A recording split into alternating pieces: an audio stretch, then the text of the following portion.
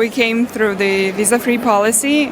It's super convenient to travel and to see around. I feel very safe and it's very easy to do everything, even if you don't speak the language.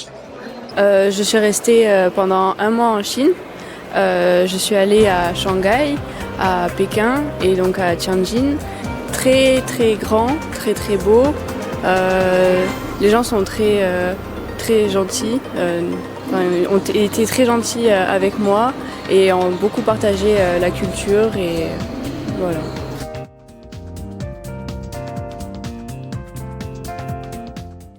Πλέον με την άρση της βίζας είναι ένα πολύ εύκολο ταξίδι, ένα πολύ οικονομικό ταξίδι. Θα ήθελα να ευχαριστήσω την κινέζικη κυβέρνηση για αυτό το μέτρο. Προφανώς είναι πιλωτικό, όπως κάθε μεγάλη αλλαγή είναι πιλωτική στην αρχή.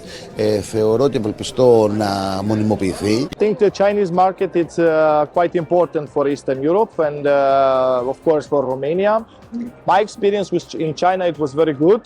I suppose our government will develop this relationship more than it is right now.